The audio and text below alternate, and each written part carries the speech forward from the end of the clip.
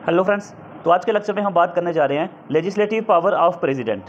सबसे पहले है, अगर प्रेसिडेंट चाहे तो वो पार्लियामेंट की मीटिंग को बुला सकता है, ठीक है। अगर वो चाहे तो मीटिंग को डिले भी कर सकता है, और अगर प्रेसिडेंट चाहे तो वो लोकसभा को डिसॉल्व भी कर सकता है, ठीक है।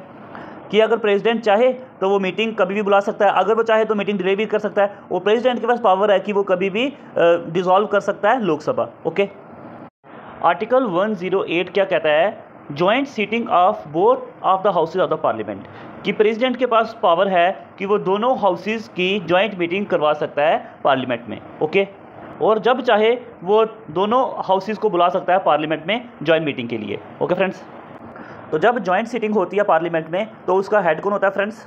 जब दोनों हाउसेज जो हैं वो पार्लियामेंट में मिलती हैं तो उसका हेड होता है कौन? स्पीकर ऑफ द लोकसभा, ठीक है।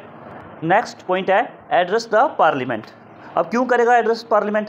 देखिए, जब भी जनरल इलेक्शंस होते हैं, ठीक है, उसके बाद जो पहली मीटिंग होती है हाउसेस की, तो उस पहली मीटिंग में जो प्रेसिडेंट जो है वो ही एड्रेस करता है उनको, ठीक है। अगर हम बात करें नया साल का, जब कोई फर्स्ट सेशन होगा तो तब भी प्रेसिडेंट जो है वो एड्रेस करता है, ठीक है। नेक्स्ट पॉइंट है हमारा नॉमिनेशन, ठीक है। तो क्या होता है, कुछ ऐसे मेंबर्स भी होते हैं जिनको नॉमिनेट किया जाता है लोकसभा में भी और राज्यसभा में भी, ठीक है, और वो नॉमिनेशंस किए जाते हैं प्रेसिडेंट के द्वारा। ओके, राज्यसभा की अगर हम बात करें तो 12 मेंबर को नॉमिनेट करता है प्रेसिडेंट, और लोकसभा में 2 मेंबर्स को, और ये 2 मेंबर कौन से होते हैं? एंग्लो इंडियन कम्युनिटी के। ओके फ्रेंड्स, नेक्स्ट है हमारा डिसक्वालिफिकेशंस ऑफ एमपी। जो मेंबर ऑफ पार्लियामेंट है उसको डिसक्वालीफाई कैसे करेंगे? क्या उसको प्रेसिडेंट डायरेक्टली डिसक्वालीफाई कर सकता है? नहीं कर सकता, ठीक है।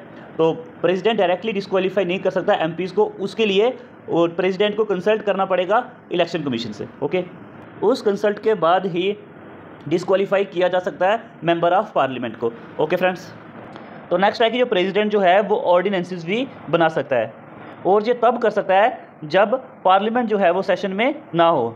लेकिन जब जो पार्लियामेंट जो है उसका सेशन स्टार्ट होता है, ओके, तो उन ऑर्डिनेंस को अप्रूवल भी मिलना चाहिए, और वो 6 हफ्ते के पहले ही मिलना चाहिए। ओके फ्रेंड्स, और अगर प्रेसिडेंट चाहे तो इन ऑर्डिनेंस को विड्रॉ भी कर सकता है आर्टिकल 1, 2, 3 के अंदर। ओके फ्रेंड्स, तो नेक्स्ट है बिल कंसेंट, ठीक है। अगर आपने कोई भी बिल को पास करवाना है तो उसमें प्रेसिडेंट की कंसेंट होना ज़रूरी है, ठीक है। तो ये थे हमारे कुछ लेजिस्लेटिव पावर ऑफ प्रेसिडेंट, ठीक है फ्रेंड्स। तो नेक्स्ट लेक्चर में हम और भी पावर को डिस्कस करेंगे, ठीक है। धन्यवाद।